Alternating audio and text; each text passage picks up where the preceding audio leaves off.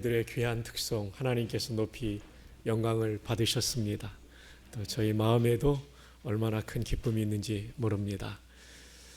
이민교회에서 있었던 일입니다. LA에 있는 한 이민교회에 성경을 정말 사랑하는 젊은 부부가 있었는데 성경을 사랑하는데도 불구하고 토요일 아침에 대판 부부 싸움을 했습니다.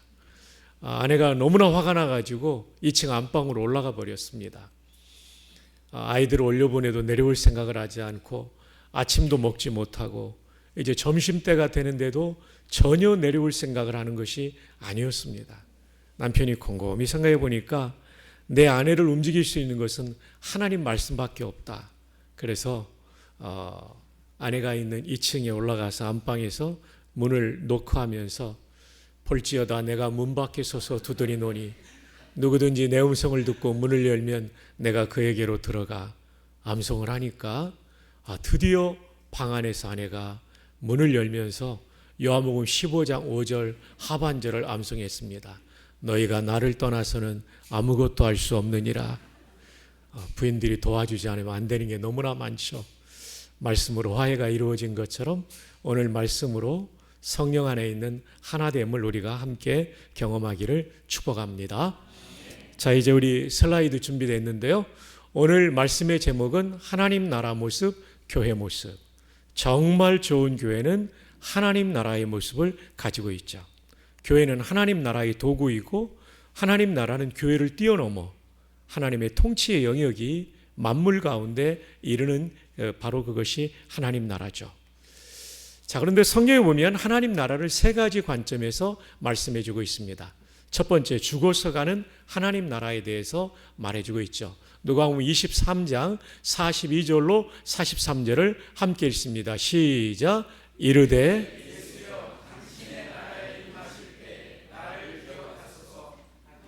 예수께서 이르시되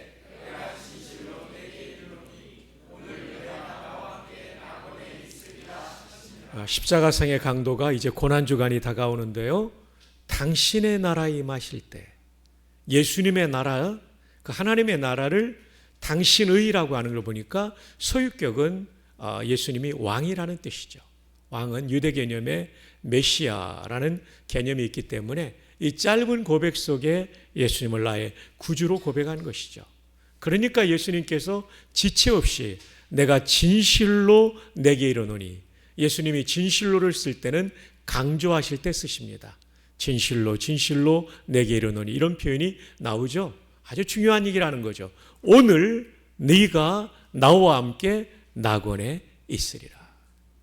죽어서 가는 천국은 구천을 떠돌다 가는 것이 아니라 예수를 믿으면 죽자마자 낙원, 천국에 들어가는 줄로 믿습니다. 구천을 떠도는 게 아닙니다.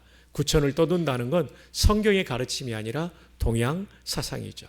연옥교리도, 천주교 연옥교리도 잘못됐다는 것을 여기서 우리가 보게 됩니다. 신앙이 부족한 사람이 연단받고 그 다음 낙원에 간다는 중간 단계 연옥이 있다면 십자가상의 강도가 가야 돼요. 십자가에서 예수님 믿으셨으니까 성화될 시간이 없었다는 거죠. 근데 그럼에도 불구하고 오늘 네가 나와 함께 낙원에 있으리라. 디모데후서 4장 18절은 바울 사도가 순교 직전에 쓴 말씀입니다. 함께 한번 읽어봅시다. 시작. 주께서 나를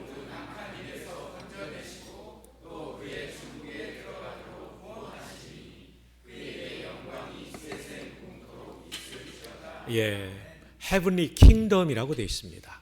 그의 천국, 하늘나라에 들어가도록 구원하시리니 라고 분명히 말씀해 주고 있습니다. 자, 루이스 볼컵은 예수님의 승천을 설명하면서 죽음 이후에 우리가 들어갈 하늘나라에 대한 설명을 이렇게 해주고 있습니다.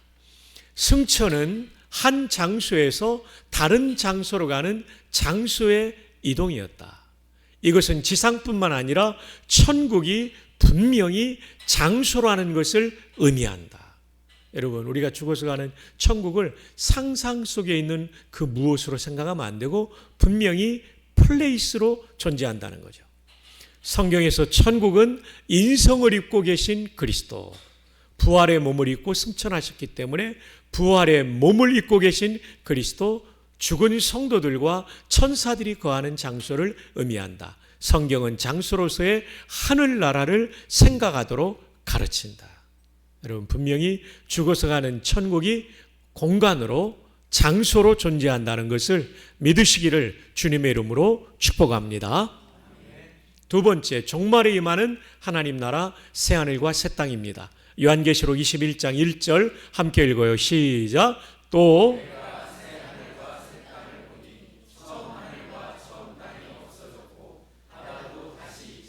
이 하늘과 땅은 다 없어지고 새하늘과 새 땅이 임하는데요, 2절에 보니까 또 내가 보매 거룩한 성 새 예루살렘이 하나님께로부터 하늘에서 내려오니, 위에서 내려와서 새하늘과 새 땅이 이루어지는데, 그 준비한 것이 신부가 남편을 위하여 단장한 것 같더라. 우리 아내들이 가장 아름다웠던 순간은 웨딩드레스를 입었던 순간인데, 새하늘과 새 땅이 그렇게 아름답고 멋지다는 것이죠.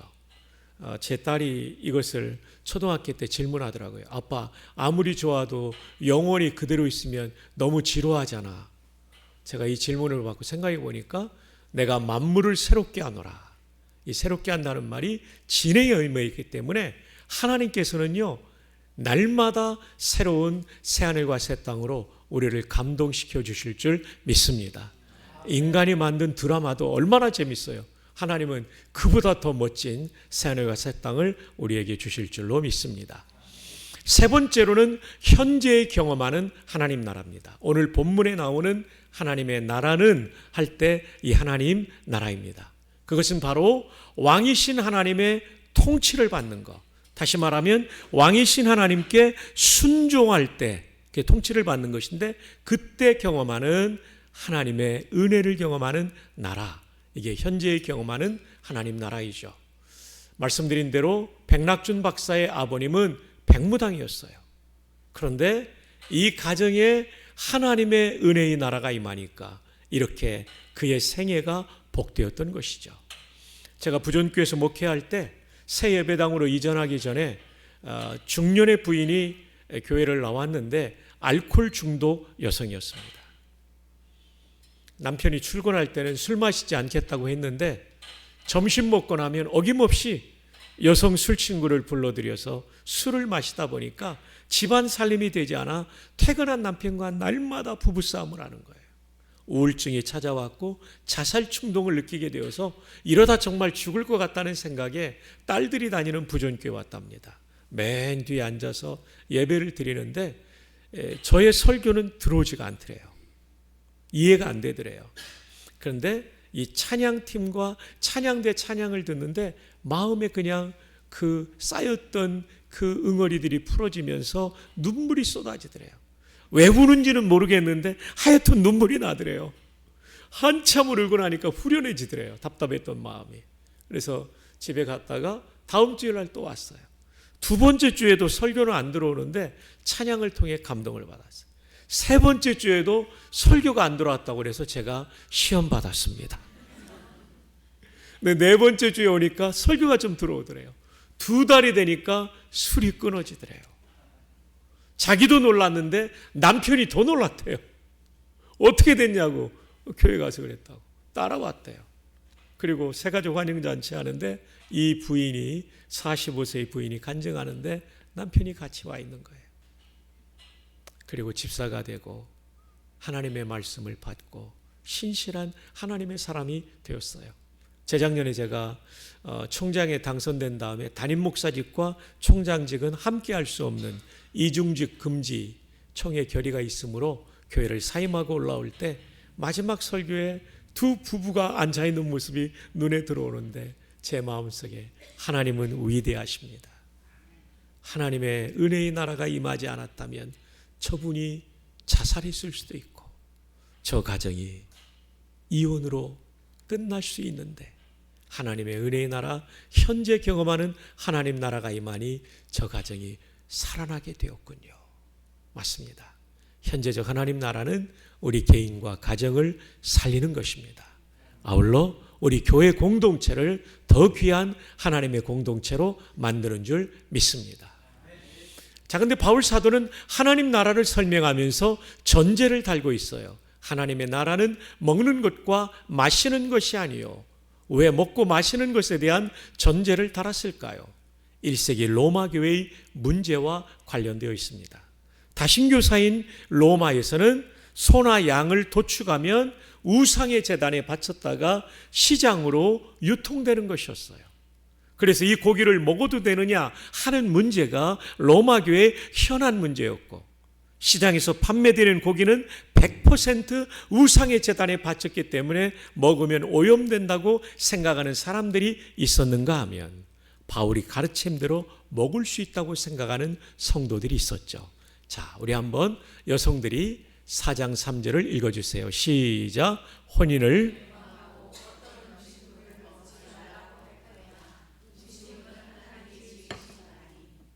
어떤 음식물은 먹지 말라고 할 터이나 이것은 시장에서 판매되는 고기는, 소고기, 양고기는 먹지 말라고 할 터이나 음식물은, 그 소나 양도 하나님이 지으신 바라고 말하고 있죠. 4절은 우리 남성들이 한번 읽어주세요. 시작.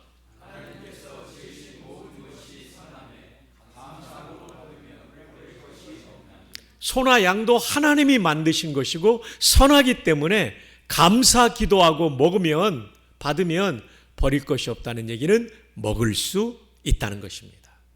하나님의 말씀과 기도로 거룩하여짐이라. 하나님의 말씀은 이 지으신 모든 것이 다 하나님이 만드신 선한 것이기 때문에 이게 하나님의 말씀과의 뜻이고, 기도라는 얘기는 감사 기도를 하고 먹게 되면 그 소고기, 양고기가 거룩해져서 먹어도 된다는 말씀이 되겠습니다. 그러니까 로마 교회 안에는 두 그룹이 있었어요. 시장에서 유통되는 고기는 먹으면 오염된다고 생각하는 사람과, 하나님이 지으신 선한 것이기 때문에 그 말씀을 믿고 감사기도하면 거룩하여져서 아무런 문제가 없다고 믿는 사람들의 갈등이 있었던 것이죠. 이 갈등이 적지 않았기 때문에 바울은 이 문제를 로마서 14장에서 풀어주고 있는 것이죠. 14장 1절부터 15장까지 문맥이 이어지게 됩니다. 그 문제 해결을 무엇으로 하냐면 하나님의 나라라고 하는 성경의 중심 주제를 가지고 지금 이 문제를 풀어가고 있습니다. 고수들은 본질을 가지고 문제를 풀어가죠. 성경의 본질인 하나님 나라. 종교개혁가들이 16세기에 많이 썼던 라틴 경구는 아드 폰테스입니다. 아드는 어디까지, 폰테스는 셈이니까 직역하면 셈까지, 한번 풀이하면 근원까지, 한 번 더 풀이하면 본질로 돌아가자. 중세 종교개혁가들의 본질로 돌아가자라는 아드 폰테스의 뜻은 성경으로 돌아가자는 것입니다. 중세교회가 성경을 가르치지 않고 미신적인 종교의식에 빠졌을 때 성경으로 돌아가자. 교회는요 성경 말씀으로 세워지는 줄로 믿습니다. 중심교회가 좋은 교회인 것은 좋은 설교자이신 원로 목사님과 담임 목사님을 통하여 성경을 정말 제대로 배울 수 있는 교회이기 때문에 좋은 교회인 줄로 믿습니다. 교회는 프로그램으로 세워지는 게 아니에요.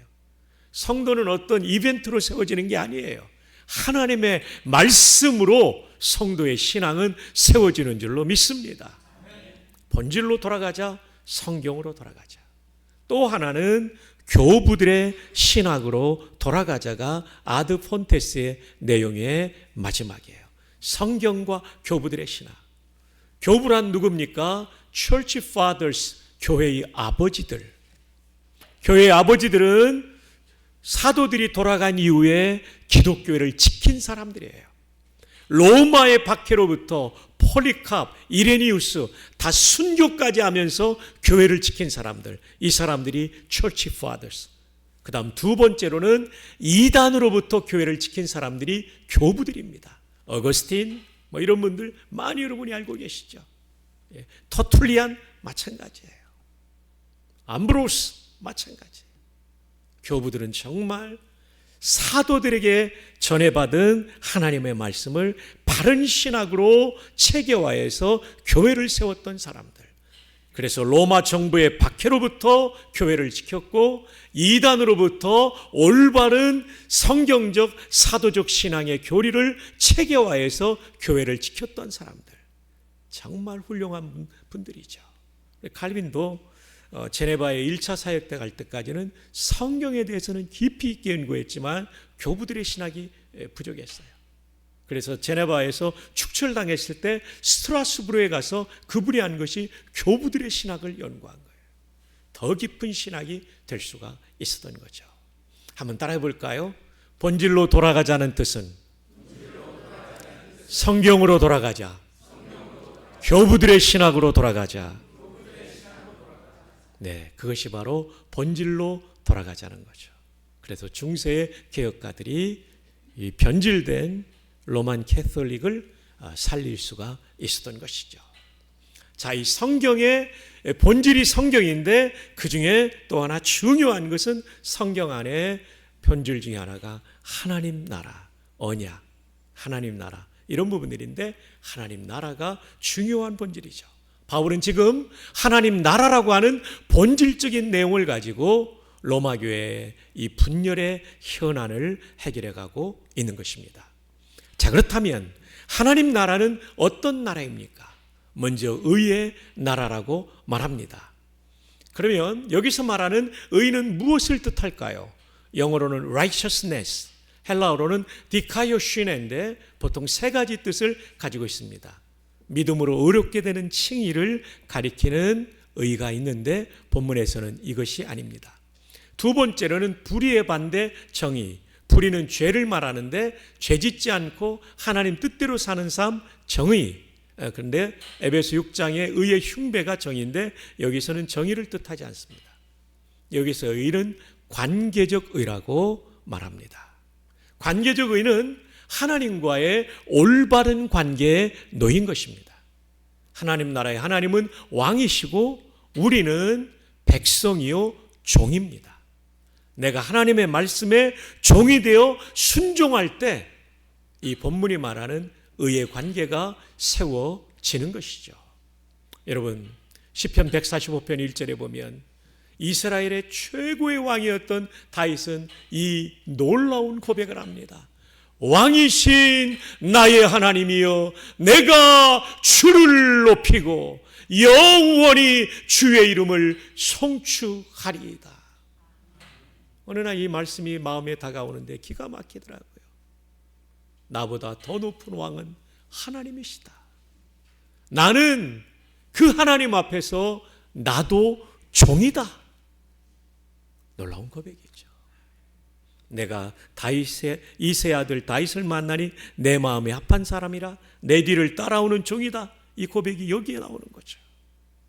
주를 높이고 왕은 주인이기도 하시죠. 하나님이 내 인생의 주인이고 나는 종이라는 거죠. 영원히 주의 이름을 송축하리이다. 송축한다는 단어는 히브리 말로 바라크예요. 한번 따라해 볼까요? 바라크. 신대원 수준의 발음을 해주셔서 너무 감사합니다. 수준 높은 중심교회 여러분 너무나 고맙습니다. 해마다 신대원 한 명씩 총신대학 한 명씩 보내주시기를 김태선 목사님께 부탁드립니다. 김태선 목사님 89년 우리의 만남을 기억하죠? 제 요청은 들어주셔야 됩니다. 바라크의 뜻이 여러 개 있는데 그러나 이 찬양과 관련된 뜻은 바로 이 뜻이에요. 두 무릎을 꿇고 찬미하다. To adore with bended knees. 한 무릎이 아니에요. 두 무릎을 꿇는 건 고대의 왕 앞에 취하는 신하의 백성의 예절입니다. 그러니까 두 무릎을 꿇고 찬미한다는 얘기는 뭐냐면 하나님이 나의 왕이라는 놀라운 고백이에요. 놀라운 고백.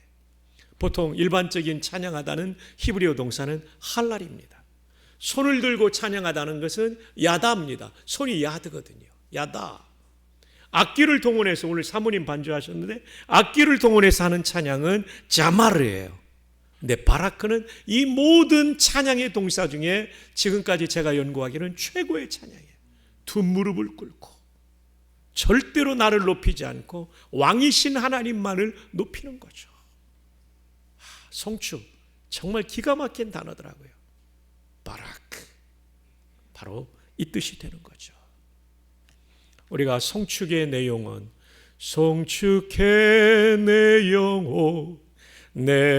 영혼아 거룩하신 이름 할 때 영어로 Bless the Lord, O my soul, O my soul, worship His holy name. 이 Bless the Lord, 목적어가 하나님과 관련된 명사가 나올 때 Bless는 축복하다, 복주다라는 뜻이 절대 아니고 100% 송축하다로 번역이 됩니다. Bless가 복주다, 축복하다라는 뜻도 있어요. 근데 목적어가 하나님일 때는 무조건 하나님을 찬미하는데 두 무릎을 꿇고 찬미한다는 송축으로 번역해야 되는 거죠. 사랑하는 귀하신 성도님 여러분, 우리 일생의 예배 가운데 나를 드러내는 퍼포먼스 같은 예배가 아니라 하나님을 왕으로 높이는 송축의 예배자가 되기를 주님의 이름으로 축복합니다. 현재적 하나님 나라를 경험하는 비결은 하나님을 왕으로 모시고 종으로 사는 것입니다. 그런데 요즘 젊은이들은 컴퓨터를 왕으로 모신 사람, 주인으로 모신 사람이 많아서 주기도문을 이렇게 좀 수정한 컴퓨터를 위한 기도문이 있어요. 제가 소개해 드릴게요. 메모리에 있는 우리 프로그램 화물을 거룩하게 하옵시며 운영체계에 임하옵시며 명령이 모니터에서 이룬 것 같이 프린터에서도 이루어지이다. 오늘날 우리에게 일용할 데이터를 주옵시고 파일의 에러를 사하여 주옵시고 우리를 다운에 들게 하지 마옵시며 다만 정전에서 구하옵소서. 대개 CPU와 하드와 USB가 컴퓨터께 영원히 있사옵나이다. 엔터. 그러나 컴퓨터는 우리의 주인이 아닙니다. 도구에 불과한 거죠. 컴퓨터가 우리에게 속죄의 은혜를 주십니까? 아니죠. 컴퓨터가 우리에게 영생을 주십니까? 이 땅에서 천국을 맛보는 영생을 누리게 합니까? 절대 그럴 수 없습니다. 나 주님만을 섬기리 헛된 마음 버리고 삼위 하나님만이 우리의 왕이요 주인이신 줄로 믿습니다. 그런 의미에서 옆에 있는 분에게 어제 한 그대로 좋은 종놈 되세요. 좋은 종 되세요. 하이파이브 하며 축복합시다. 시작.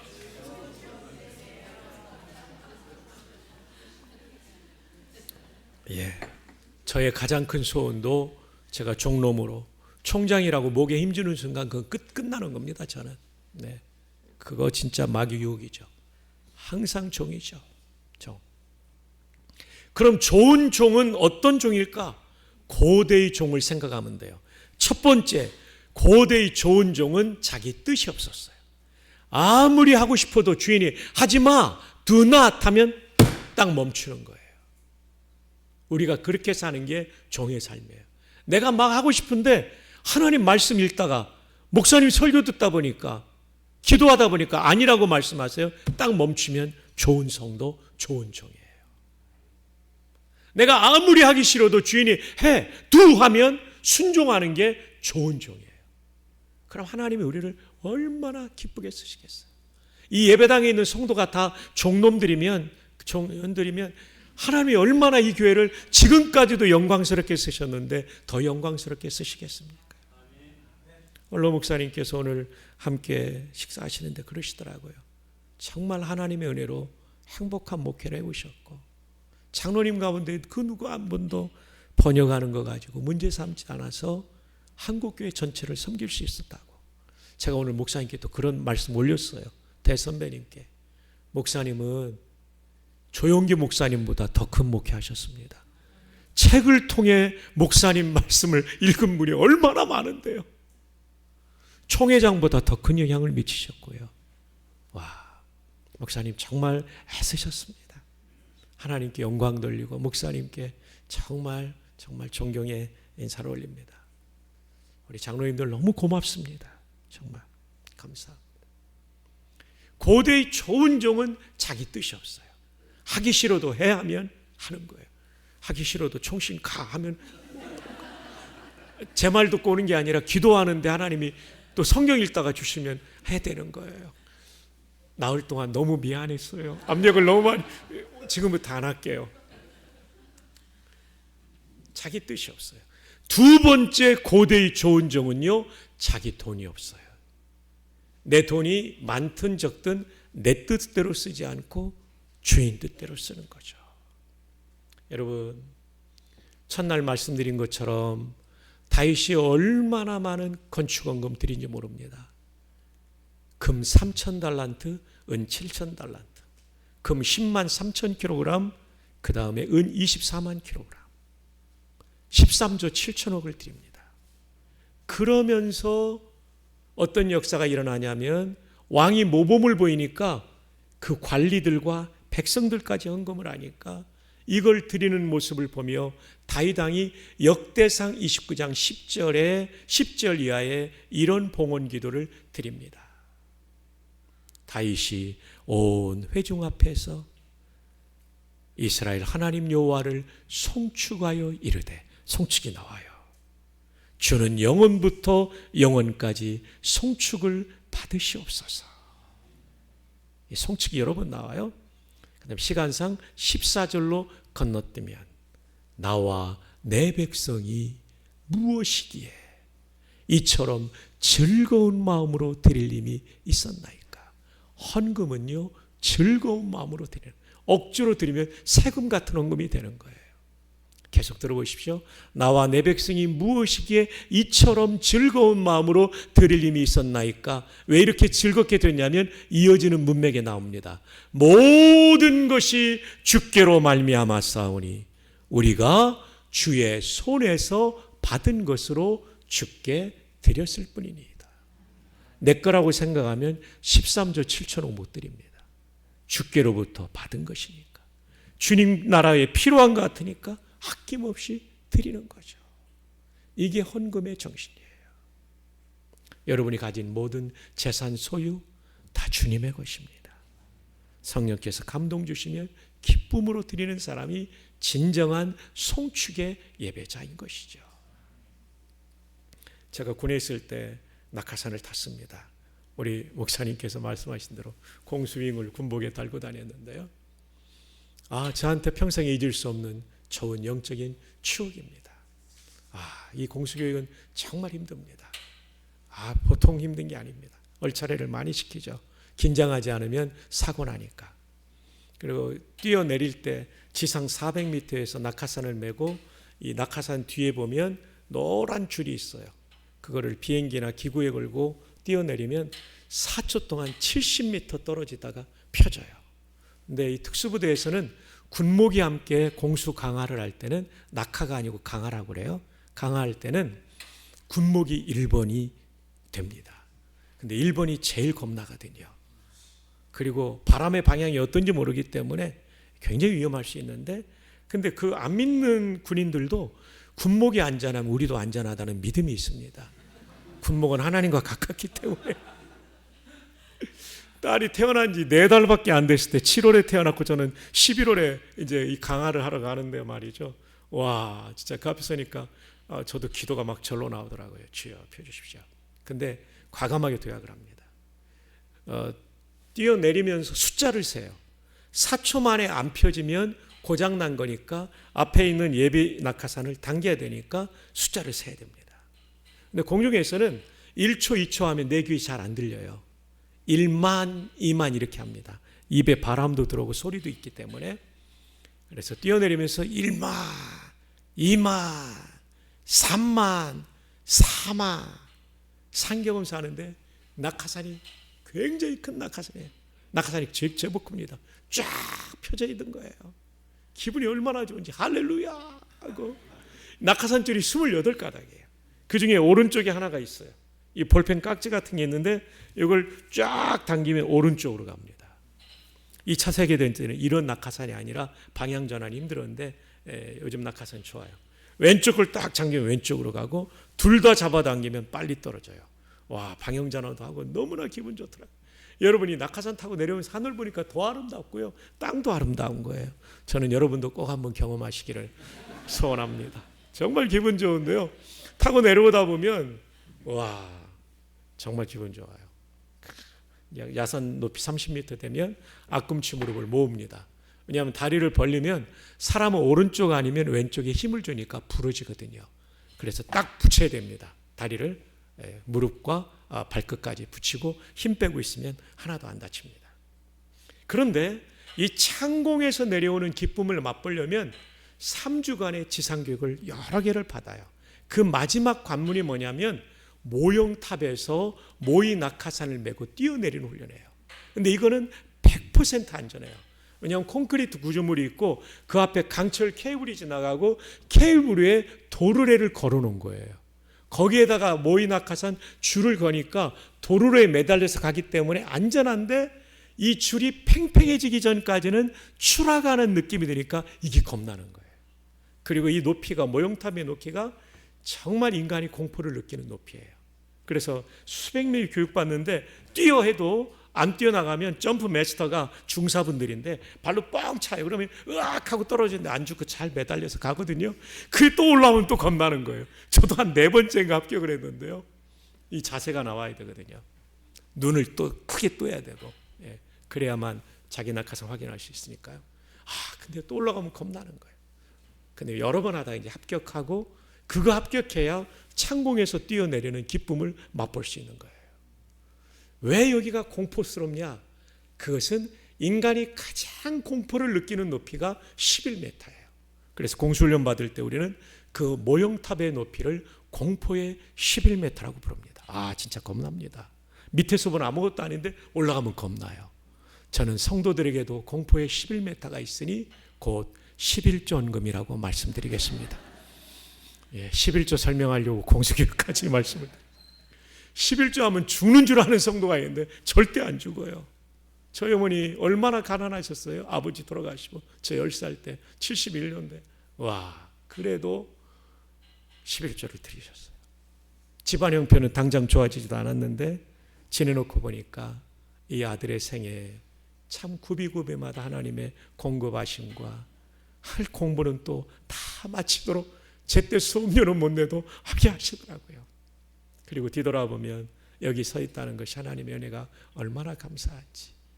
여러분 좋은 종은 자기 돈이 없는 사람입니다. 11조 원금은 모든 성도가 해야 돼요.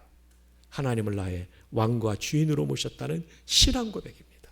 돈이 내 왕이다. 돈이 내 주인이다. 이게 아니라는 거죠. 하나님이 주인이라는 고백이 11조입니다. 그래서 우리 형제 그 5만 원 받은 거 5천 원 11조 형제가 자꾸 눈에 들어와서 미안합니다. 오늘 더 안 하기로 했는데 좋은 종은 자기 돈이 없어요. 아무리 많든 적든 종은 주인 뜻대로 쓰는 거죠. 세 번째 좋은 종은 자기 자녀가 없어요. 내 자녀 내 뜻대로 키우지 않고 주 뜻대로 하나님 말씀의 원리대로 개혁신학의 세계관대로 우리가 키워야 되죠. 제가 신학을 간다고 할 때 사실은 어머님이 반대했어요. 외아들이 목회일을 간다는 게 어머님이 부담스러웠던 거죠. 장로가 돼서 목사님 잘 돕는 것도 좋은 일이야. 근데 제가 어머니한테 그랬어요. 어머니 저 총신 안 가면 가슴이 터질 것 같아요. 그러니까 그럼 가라. 아들이 죽겠다니까 어머님이 가라고 하셨죠. 그 외에는 정말 많은 기도의 후원을 해주셨죠. 여러분의 자녀가 어떤 분은 선생님으로, 교수님으로, 의사 선생님으로, 공무원으로, 또 스몰 비즈니스를 하는 분으로 이렇게 다 쓰임 받을 거예요. 주님이 원하시는 곳이라면 어느 곳이든 세우시고 축복해 주십시오. 그런데 돌이켜보면 목회가 쉬운 것은 아니나 한 인간이 섬길 수 있는 최고의 직분은 목회 아닌가 싶습니다. 선교 아닌가 싶습니다. 발코니에 있는 형제들이요. 주께서 여러분을 불러주신다면 저랑 눈은 안 맞히는 사람이 참 많은데 주께서 부르시면 우리 청신에서 만납시다.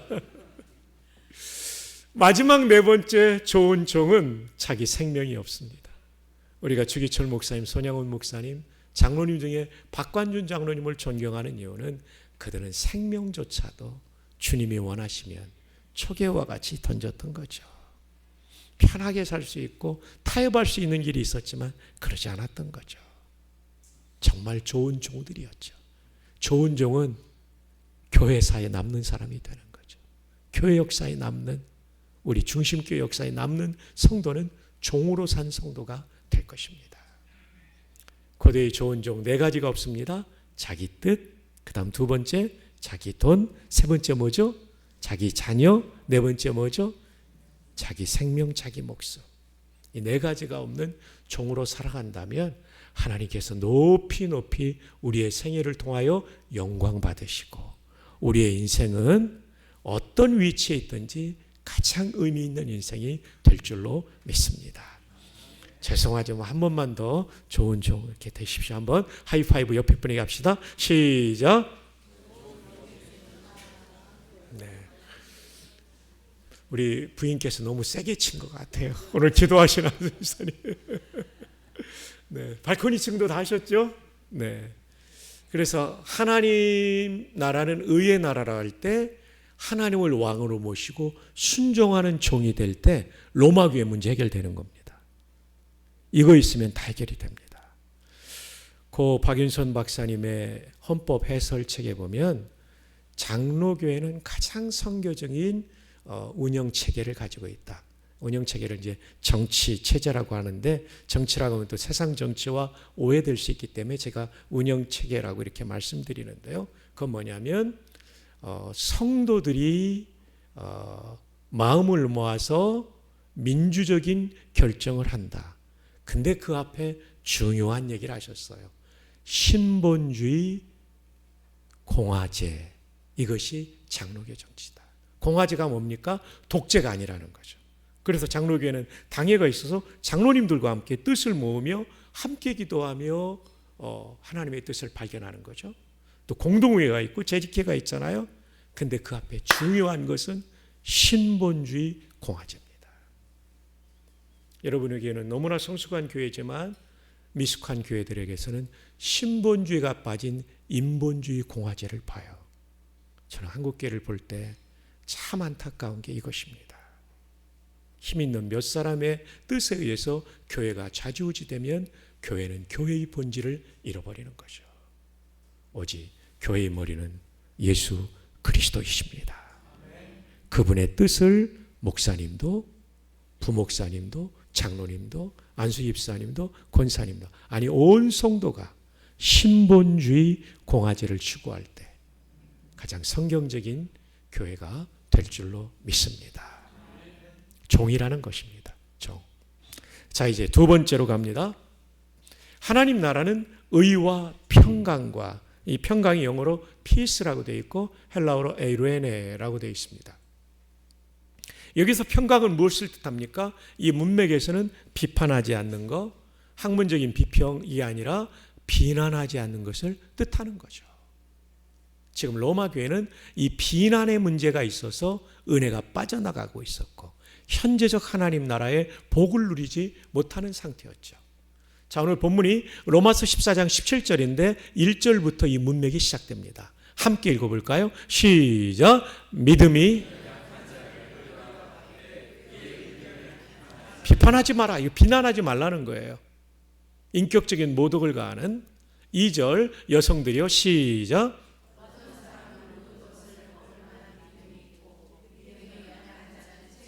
시장에서 파는 고기 못 먹는 거예요. 오염된다고 생각하고 믿음이 연약한 사람들. 자, 남성들 시작.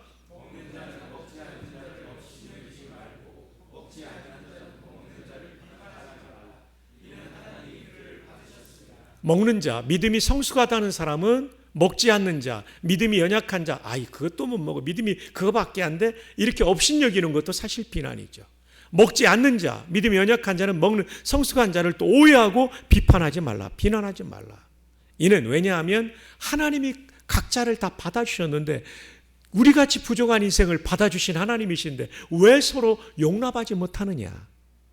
지금 이 비난의 문제 때문에 평화가 깨져서 은혜가 깨진 항아리 틈으로 물이 새듯이 은혜가 빠져나가고 있는 로마 교회. 하나님 나라의 현재적 은혜를 누리지 못하는 거죠. 그래서 비난하지 말라라고 하는 거죠. 여러분, 이 문장은 루퍼투스 멜데니우스라는 신학자가 종교개혁 이후에 30년 전쟁으로 구교국가와 신교국가의 전쟁으로 30년이나 갔어요. 그 당시 역사 속에 가장 참혹했던 전쟁, 그 이후에 전쟁 후 이것을 치유하는 메시지를 전했던 내용이에요. 본질적인 것에는 일치를, 비본질적인 것에는 자유를, 모든 것에는 사랑을. 본질은 무엇입니까? 성경. 66권은 정확무한 하나님의 말씀이다. 우리 교단의 신앙의 그리고 신학의 표준 문서는 웨스트민스터 신앙고백입니다. 가장 성경적인 신앙고백을 우리는 본질로 받아들이고, 사도신경을 벗어나면 이단입니다. 사도신경을 우리는 그대로 받아들여야 되죠.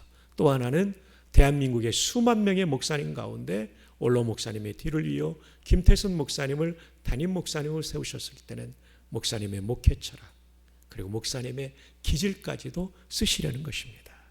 그래서 목사님 목회 철학에 대해서는 우리가 함께 일치를 보일 때 교회에 평화가 임하는 줄 믿습니다. 그러나 비본질적인 것에는 자유를 줘야 되죠. 이렇게 우리 집사님이 노랗게 물들이고 왔는데 왜 검은 머리를 노랗게 물들여? 이런 말 하면 안 돼요, 여러분. 얼마나 아름답습니까? 저도 총장만 아니면 물들이고 싶어요. 와, 너무나 좋아요. 블론드. 와. 여러분 생각해 보세요. 흰머리 검은 물들이나 검은 머리 노란 물들이나 그게 그거 아닙니까? 한 25, 6년 전에 제가 존경하는 형님 아들이 중학생인데 이 블론드로 이 금발로 염색하고 온 거예요. 형님이 식사하고 교회 가서 기도하려고 나가는데 학교에서 돌아오는 아들이 완전히 금발인 거예요. 가슴이 철렁하죠. 우리 교단이 굉장히 보수적이잖아요. 그래가지고 야, 이거 야단을 쳐야 되나. 근데 야단을 치면 이 아이가 뛰쳐나갈 것 같고, 근데 하나님 주신 감동으로 아들의 어깨에 손을 얹고 이 형님이 이런 기도를 아들을 위해서 해줬어요. 아들을 기도한 다음에 아들에게 이런 말을 해줬어요. 아들아, 머리는 노랗게 물들어도 가슴은 예수로 물들기를 바란다. 이야, 진짜 멋진 아빠죠. 이 아이가 미국 유학 마치고 소명받고 총신 졸업하고 지금 목사하는데 너무 잘해요. 여러분, 이것이 비본질적인 것에 자유를 주는 겁니다. 저는 결혼하고 제일 힘들었던 것이 식사였어요. 저는 내륙 사람이니까 생선을 잘 못 먹어요. 해도 양념을 많이 넣고 고추장 넣고 어머님이 이렇게 이걸 요리를 해줬는데, 제 아내는 전라남도 고흥 사람이니까 그냥 생선을 쪄가지고 간장만 뿌려서 주는데 비리다 그러면 이거 바다의 냄새인데 이러고 정말 힘들었어요. 저는 이렇게 튀김 이런 거 좋아하는, 부침개 좋아하는 집의 아들인데 저희 집은 그런 걸 잘 먹거든요. 만두 이런 거 막 먹는데 제 아내 집은 채소를 좋아하는 집이에요. 와, 결혼하고 중2 군목이 돼서 전방에 가서 사는데 밥상이 올라올 때마다 부침개라도 해달라면 그것도 안 해주는 거예요. 안 좋다고. 맨날 풀이 올라와서 어느 날 화가 났어요. 진짜 그날은 풀이 많이 올라왔어요. 오늘은 숲이 올라오는구나. 근데 그걸로 제 화가 안 풀렸어요. 그 다음 말을 안 해야 되는데 해버렸어요. 젊은 남성들 진짜 조심해야 돼요. 이런 말을 하면 안 돼요. 잘못된 것을 제가 50음을 보여주는 거예요. 좀 이따 뱀 나오겠네. 지금까지 상처가 되어 있다는 사실입니다. 근데 여러분, 콩이나 단백질은 또 다 채워졌어요. 두부나 제가 좋아하는 두부 이런 건 해주는데 부침개, 튀김 이런 건 진짜 안 해줬어요. 근데 30여 년이 지나 오늘 저희가 6남매인데요. 둘째 누나하고 저만 빼놓고는 어머니 아버지 가시던 고혈압이 다 있어요. 저희 아버님은 고혈압으로 혈관이 이렇게 잘못돼서 돌아가셨는데요. 근데 제가 올해 만 63세인데 61년 생이니까요. 제가 아직도 혈압이 약 안 먹고 정상이에요. 그리고 제가 헌혈도 한 학기에 한 번씩 대학생들과 같이 합니다. 며칠 전에도 했어요. 이것은 진짜 하나님의 은혜인 동시에 풀을 먹인 제 아내의 공로라고 생각합니다. 본질적인 영양소는 다 채워졌지만 제가 먹고 싶어 하는 건 안 줬어요. 근데 거기에 자유를 주니까 이런 은혜가 있더라고요. 그래서 우리의 가족 관계나 교우들 관계에서 중요한 것은 본질 아닌 거에는 자유를 줘야 됩니다. 그래야 서로 유익한 것이죠. 아주 중요합니다. 그리고 모든 것에는 사랑, 자비를 베풀어야 되는 것이죠. 여러분, 이것은 기독교 윤리학의 중요한 용어죠. 구별할 수 없다는 뜻이고요. A를 선택해도 죄가 되지 않고 B를 선택해도 죄가 되지 않아요. 한번 읽어볼까요? 아디아포라. 와, 액센트까지 해주셔서 고맙습니다. 정확하게. 본문으로 대입하면 시장에서 파는 고기를 사 먹어도 죄가 되지 않아요. 사 먹지 않아도 죄가 되지 않아요. 문제는 누군가를 비난하면 잘못되는 거예요. 그럼 교회 공동체에 평화가 깨지니까, 평화가 깨지면 깨어진 항아리처럼 은혜의 생수가 빠져나가는 거예요. 교회 와서는 절대 비난하지 마세요. 하나님이 우리를 용납하는 것처럼 서로 용납하는 거예요. 그리고 서로를 세워주는 거죠. 이게 바로 하나님 나라 모습을 가득 가진 교회의 모습이 되는 것이죠. 서로 용납하는 것. 이게 가장 중요합니다. 아디아포라. 김장한 목사님이 결혼하실 때 미국 여성과 결혼하시죠. 사모님, 트루디 사모님 미국인입니다. 풍요로운 미국에서 자라난 트루디 사모님과 김장한 목사님이 힘들었던 건 치약이었어요. 지금은 치약이 플라스틱 튜브라서 중간을 눌러 짜도 원형이 복구가 되는데, 원형으로 복구가 되는데 쓰고 나면 옛날에 알루미늄 계열이 있잖아요. 김장은 목사님 가난한 농부의 아들이니까 밑에서부터 감아 올려가지고 한 방울이라도 아껴서 들어가면, 그 다음에 들어가면 누군가 중간을 눌러 짠 거예요. 트루디 사모님인 거죠. 몇 번은 참았어요. 근데 계속 그러니까 사모님한테 좀 고치라고 했는데 이제 또 안 되는, 몇 번 했는데 안 되니까 화를 낸 거예요. 아, 근데 새벽기도 하는데 장환아, 너 때문에 태평양을 건너왔는데 그가 치약 가지고 싸우냐. 말이 맞더래요. 하나님 말씀이. 그 다음부터 용납하니까 그게 행복이 되더래요. 여러분 부부의 치약은 뭡니까? 그게 본질이 아니라면 여러분 그거 털어내세요. 그러면 가정에 평화가 임하고 행복이 깃들고 무엇보다 은혜가 깃드는 겁니다. 부부싸움하면 은혜 다 빠져나갑니다. 교회 안에서도 용납하지 않고 아디아포라를 적용하지 않으면 그렇게 되는 거예요. 자, 이 시간 옆에 있는 분에게 하이파이브 합시다. 아디아포라. 아, 여러분 너무 좋아요. 아디아포라. 부부 사이에도, 또 부모와 자녀 사이에도 서로의 다름을 용납하지 못했다는 것. 사실 우리가 얼마나 다르게 지어졌습니까? 하나님 우리를 다 다르게 지어졌어요. 그래서 우리가 본질의 문제가 아니면 다 용납하는 아디아포라의 정신이 아주 중요한 것이죠. 자, 고린도전서 8장 8절은 고린도 교회도 우상의 제단에 바쳐서 유통되는, 시장에 판매되는 육류가 있어서 이런 얘기를 하고 있죠. 고린도전서 8장 8절 아디아포라의 대표적인 본문입니다. 다 함께요. 시작. 음식은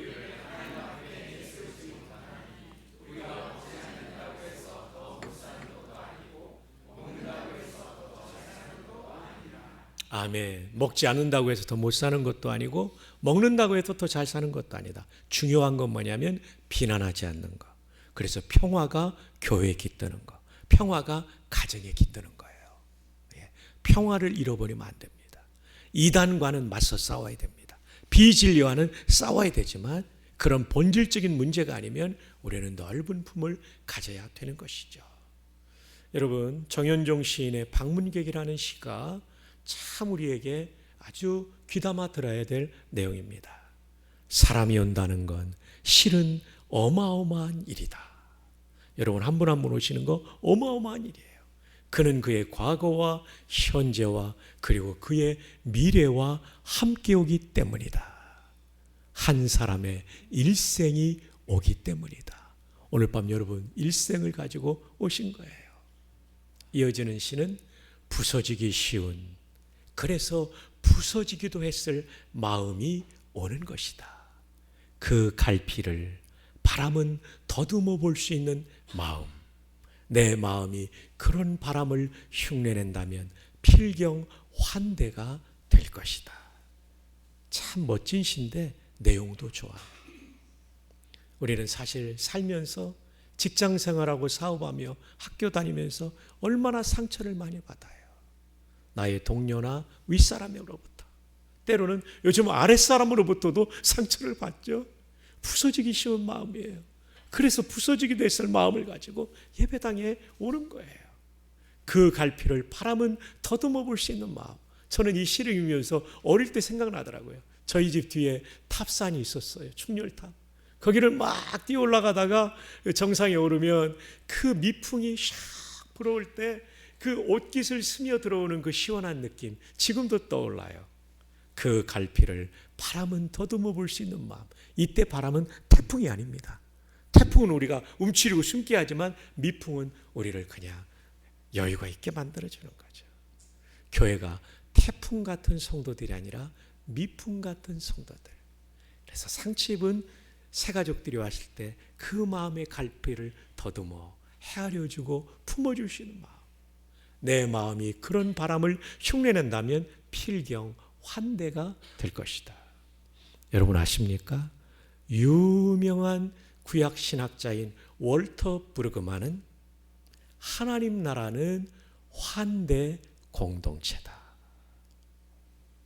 하나님이 환대하시는 분이죠. 누가복음 15장에 탕자를 아버지가 환대하잖아요. 요즘 아버지 같았으면 야 이놈아 그 많은 재산을 어디 다 날리고 왔느냐, 꼴은 이게 뭐냐, 내가 죽기 전에 다시 나타나지 마라. 아니면 개 패드했을 거예요. 아 요즘은 개 이렇게 하면 안 되죠. 반려견들 사랑하니까. 근데 그러지 않잖아요. 그 냄새나는 몰골이 아주 말이 아닌 그 아들을 끌어안고 입을 맞췄다는 말이 나오죠. 새 옷을 입히고 잔치를 벌이잖아요. 이게 환대 공동체 하나님 노릇 모습이에요. 여러분 여기 한 분의 새 가족이 올 때 우리 공동체 전체가 이런 환대할 수 있기를 주님의 이름으로 축복합니다. 그래서 한 사람 한 사람. 어제 제가 목사님 소개로 요 아래에서 머리를 깎았어요. 저는 제대한 지 24년이 지났는데 머리가 길면 이 불편해요. 그래서 항상 짧게 깎는데요. 학교에서 학생들이 너무 많아가지고 못 깎아가지고 여기 와서 깎았어요. 목사님께서 그러시더라고요. 전도 대상자라고. 저도 어제 가서 열심히 전도했어요. 어제 목사님이 과일도 갖고 오시고 빵도 갖고 오시고 이거 먹고 가자고 그랬는데 안 오시더라고요. 근데 전도는 또 강압적으로 하면 안 되거든요. 근데 저분 곧 올 거예요. 왔을 때 박성경 목사가 말했는데 머리 잘 깎았다고 꼭 얘기해 주세요. 환대해 주세요. 저분 예수님 필요한 분입니다. 제가 보니까 신앙을 가졌다가 잃어버린 분이에요. 네, 이분 회복이 필요해요. 여러분도 가능하시면 미용실 정하지 않은 분은 요 아래로 같이 가셔서 담임 목사님도 거기로 가시죠. 예, 우리 집중적으로 한 10명만 머리 깎다 보면 그분이 오지 않을까 하는 생각도. 저도 틈나면 여기 와서 깎도록 할게요. 환대 공동체 아디아포라, 비본질적 것에 자유를 주는 것이 교회가 가져야 될 가장 귀한 모습이고, 이것은 성도의 가정도 교회이기 때문에, 축소된 교회이기 때문에 부모와 자녀 사이에, 그리고 남편과 아내 사이에 이런 환대 공동체, 아디아포라의 공동체, 비본질적인 것에 자유를 주는 공동체가 된다면 하나님의 은혜가 소복소복이 쌓이게 될 줄 믿습니다. 자, 로마서 14장 13절 함께 읽어요. 시작.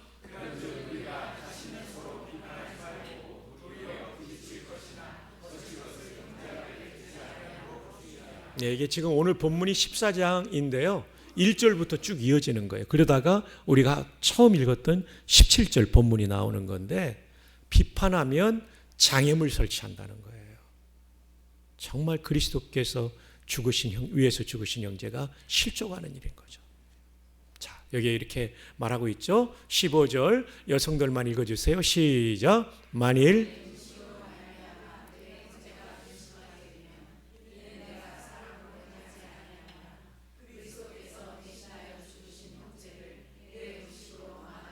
네, 절대 그러지 마라. 예, 비본질적을 가지고 예수님 피 흘려 구원한 성도를, 형제 자매를 망하게 하면 안 된다는 겁니다. 아디아포라, 비본질적인 것에 자유를 주셔야 되죠. 마지막 세 번째 하나님 나라는 희락의 나라입니다. 기쁨의 나라이죠. 헬라어로는 카라입니다. 젊은이들은 걸그룹 카라를 떠올릴 수 있는데, 걸그룹 카라는 KARA이고 희락의 카라는 CHARA라 서로 다르다는 것 기억해 주세요. 비슷하지만 다른 단어는 뭐냐면 쾌락입니다. 헤도네라는 단어인데요. 희락은 예수님적인 거예요. 예수님은 내가 희생해서 다른 사람을 살리는 거죠. 쾌락은 마귀적인 거예요. 내 기쁨을 위해서 다른 사람을 짓밟는 거죠. 남성들의 성폭력, 그건 쾌락입니다. 마귀적인 거죠. 그리고 우리가 비난하는 것도 사실은 쾌락입니다. 다른 사람을 짓밟며 내가 정당화되고 내가 옳고 내가 기뻐하는 거니까. 그래서 비난, 교환에도 절대 비난하면 안 돼요. 그건 마귀적인 쾌락이 되는 것이죠. 성경의 장과절은 처음부터 구분되었을까요? 예, 아니죠. 그래서 예수님도 이사야서를 인용할 때 이사야 53장 6절 그렇게 하지 않고 이사야의 글에 이렇게 인용하죠. 장은 1204년 것 우리가 알고 있고요. 랑톤이 했고 절은 1551년 스테파누스가 한 것을 우리는 사용하고 있는 것이죠. 그러므로 성경을 읽을 때는 본문이 로마서 14장이라도 15장까지 연결될 수 있습니다. 문맥이, 컨텍스트가. 이 본문이 바로 그것이죠. 15장 1절 우리 남성들 읽어주세요. 시작.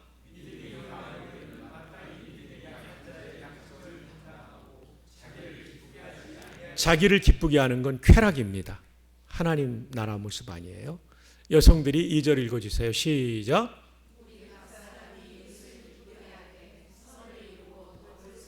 이웃을 기쁘게 하는 게 희락이에요. 14장의 내용이 15장까지 연결되죠. 그런데 이웃을 기쁘게 하는데 술 사주고 마약 사주고 기쁘게 하면 안 되죠. 선을 이루고 덕을 세워야 되죠. 그리고 교회 안에서 누군가를 비난하면서 어떤 소그룹이 그걸 기뻐하면 그건 쾌락이에요. 그건 안 돼요. 소그룹은 전체 교회를 세우는 기쁨을 추구해야 되죠. 그리스도께서도 누구를 기쁘게 하지 않으셨다고요? 자기를. 그러니까 십자가 지신 겁니다. 그래서 우리가 구원받은 거예요. 예수님의 제자된 우리도 내 기쁨을 추구하는 게 아니라 성도들의 기쁨을 추구해야 되고 새가족의 기쁨을 추구해야 되는 거죠. 톰 레이너라고 하는 분이 쓴 I'm a Christian, 한국 번역된 책 이름도 I'm a Christian입니다. 쉬운 영어니까 그걸 그냥 제목으로 썼어요. 거기에 미국 교회의 잘못을 지적해요. 세속화된 미국 교회는 철치를 컨트리 클럽으로 만들어버렸다. 골프장으로 만들어버렸다는 거예요. 골프장 돈 많이 맡겨놓고 가면 서비스를 제공받잖아요. 교회 와서 헌금하고 권리를 누리려고 하고 서비스 받으려고 하는 것은 성경적인 기독교가 아니다.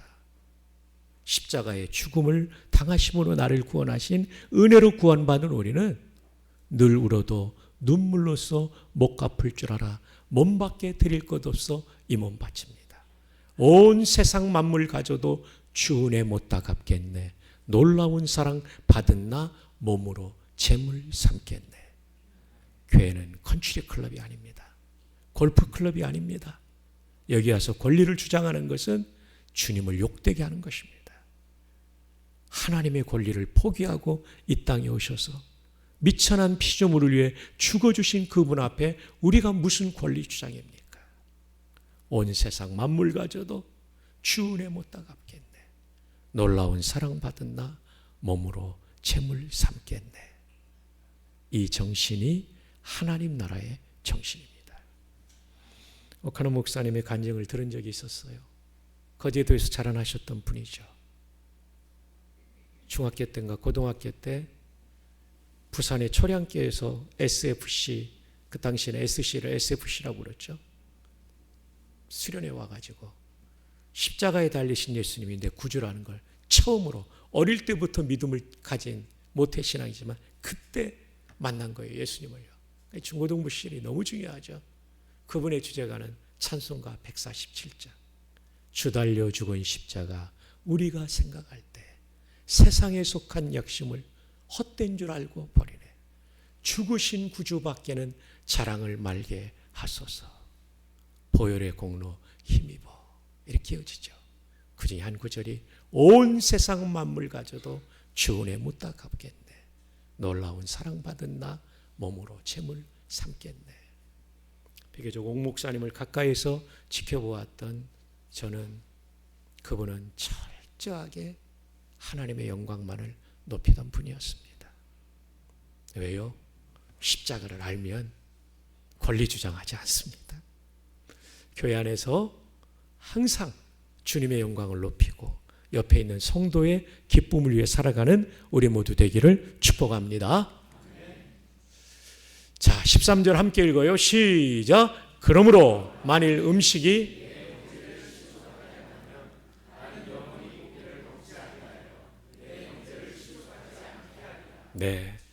먹느냐 마느냐보다 중요한 것은 형제자매가 실족하지 않는 것, 그들을 세워주는 것이죠. 그런 의미에서 우리 교회는 시댁 같은 교회가 아니라 친정집 같은 교회가 되기를 바랍니다. 친정집 가면 편안하잖아요. 시댁 가면 불안하잖아요. 그리고 막 눈치 보잖아요. 막 내가 지금 해야 될까 말아야 될까. 교회가 시댁 같은 교회가 되면 힘들어요. 전도에 걸림돌이 돼요. 여러분은 친정집 같은 교회인데 정말 중요하죠. 며느리들은 정말 식자만 들어가도 힘들어요. 그래서 나물 중에 시금치를 안 먹는다고 그러잖아요. 성경도 읽다가 시편이 나오면 자문으로 건너뛰고 그런다고 그러잖아요. 여러분, 우리 교회가 친정집 같은 교회 되기를 바랍니다. 포근하고 따뜻하고 용납하고 진리 문제 아니면 한없는 용납이 있는 교회, 아디아포라가 있는 교회가 되어야 되죠. 자, 그러나 이것은 우리 인간 본성에 반하는 것입니다. 종으로 사는 거, 자꾸 우리가 내가 내 마음대로 살고 싶잖아요. 우리 죄성이에요. 비난하지 않는 거, 누군가 비난할 때 고소하잖아요. 이 우리 본성 죄성이에요. 그리고 다른 사람의 기쁨을 위해 사는 것보다 내 기쁨을 먼저 추구하고 싶은 게 우리 본성 죄성입니다. 그래서 해석하지 않은 마지막 부분이 중요합니다. 로마서 14장 17절 다 해석했는데 노란색 하이라이트 된 것만 해석하지 않았어요. 의와 평강과 희락이 그냥 되는 게 아니에요. 오직 성령 안에 있을 때에만 가능한 겁니다. 안에란 말은 헬라어로 엔이라는 전치사인데 이게 한 페이지도 넘어요. 뜻이 사전에. 첫 번째 장소 개념. 우리가 지금 예배당 안에 있을 때 엔을 써요. 두 번째는 인격 개념이에요. 개인적으로 매우 가까운 관계. 이건 우리말에도 있습니다. 언어가 서로 통하죠. 파리의 연인이라는 드라마에 보면 그 남자 배우가 예쁜 여자 배우한테 그러죠. 뭐라고 그러죠? 내 안에 너 있다. 맞습니다. 떨어져 있어도 떨어진 게 아니라 내 안에 네가 있는 거예요. 성령 안에 있다는 것은 이렇게 성령님과 친한 것, 그리고 성령님을 사랑하는 거예요. 주 안에 귀하신 성도 여러분, 성령님과 친해지기를 바랍니다. 성령님을 사모하기를 바랍니다. 그러면 그분의 도움으로 의와 평강과 희락을 실천하게 될 줄 믿습니다. 성령님과 가까워지는 방법은 다른 거 없어요. 예배, 성경 묵상, 기도, 그리고 순종입니다. 그러면 반드시 성령님과 가까워지는데 이 사경의 이후에 우리가 성령 안에 더 깊이 머무는 은혜가 있기를 주님의 이름으로 축복합니다. 결론입니다. 오늘 마지막 말씀의 제목은 하나님 나라 모습, 교회 모습. 좋은 교회는 하나님 나라 모습을 가진 교회. 여러분의 교회는 이미 많이 가지고 있지만 우리가 좀 더 온전해지기를 바랍니다. 먼저 하나님 나라는 의의 나라인데 하나님을 왕으로 모시고 종으로 사는 거예요. 이것은 성경의 대주제고 이것만 제대로 해도요, 다른 문제가 풀리죠. 다 풀려요. 이 교회의 모든 성도가 종이 되면 왕이신 하나님이 높이 영광을 받고 강력한 통치로 중심교회를 통하여 이제까지 하신 일도 위대하거니와 앞으로도 그런 일이 일어날 줄 믿습니다. 그리고 우리는 모두가 보람이 있어질 거예요. 하나님께 영광이 되면 우리도 보람이 있어져요. 두 번째로는 비난 금지, 아디아포라, 비본질적인 것에 자유를 주고 우리 모두가 환대 공동체를 만드는 거예요. 그러면 처음 오는 사람, 이사해서 오는 사람, 전도받아서 올 미용실 그 주인 아줌마 다 오면 이야, 이런 공동체가 있는가? 세상에서 경험하지 못한 환대 공동체, 격려 공동체가 되는 거죠. 비난을 금지하고 입에서 절대로 누군가를 험담하지 않는 공동체. 세 번째로는 내 기쁨이 아니라 이웃의 기쁨, 가장 가까운 성도의 기쁨. 교회 처음 따고 왔는데 세상하고 완전히 다른 거예요. 서로가 서로를 세워주고 도와주고 기쁘게 해주니까 내가 영원히 살 곳은 이곳이구나. 물론 여기 사다가 천국으로 우리가 이민 가지만 내가 평생 살 곳은 여기다. 이런 교회, 이게 하나님 나라 모습을 가진 좋은 교회. 우리는 시댁 같은 교회가 아니라 어떤 교회요? 친정집 같은 교회. 이런 교회를 세워야 됩니다. 그런데 이것은 꼭 성령 안에 있을 때만 가능한 일입니다. 그러므로 우리 성령님과 더 가까워지는 우리 2025년도, 아니 우리의 남은 생애가 되기를 주님의 이름으로 축복합니다. 기도하겠습니다. 하나님 아버지, 이렇게 귀한 말씀 공동체인 중심교회에 와서 하나님의 말씀을 전하게 해주신 이 특권을 주신 하나님께 영광을 올려드립니다.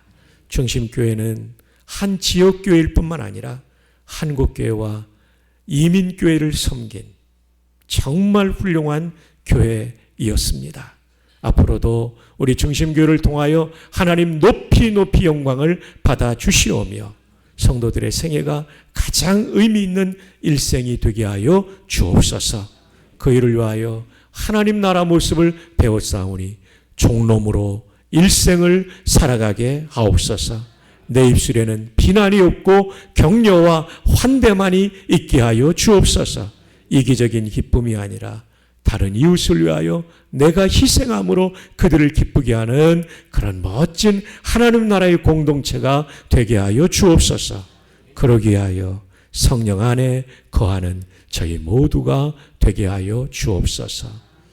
원로 목사님을 생각해 볼 때마다 후배요 한국교회 목사의 한 사람으로 참 우리 목사님을 통하여 참이 척박했던 한국교회, 번영의 신앙으로 변질되어가던 한국교회를 올바른 청교도 개혁주의 신학으로 살리는 일에 100권에 가까운 양서를 번역하게 하여 주시고 그 귀한 번역을 통하여 영어를 접촉할 수 없었던 사람들에게까지 진리가 분명하게 세워지게 하신 것 감사합니다. 원로 목사님 네 분의 그 많은 헌신을 위로하시고 노후가 복되게 하여 주옵소서. 원로 목사님 옆에 아론과 홀이 되어 섬겨오신 훌륭하신 장로님들의 생애와 자손들에게도 은혜 부어 주옵소서. 이제 원로 목사님 물려주신 바톤을 붙잡고 달려가시는 김태선 담임 목사님 네 분 하나님께서 하늘의 복으로 충만하게 채워주시고 하나님 나라의 모습을 가장 많이 품은 교회로 세워서 중심교회를 통하여 한국교회와 세계교회가 복을 누리며 이 은평구와 서울시와 대한민국이 복을 누리게 하여 주시옵소서.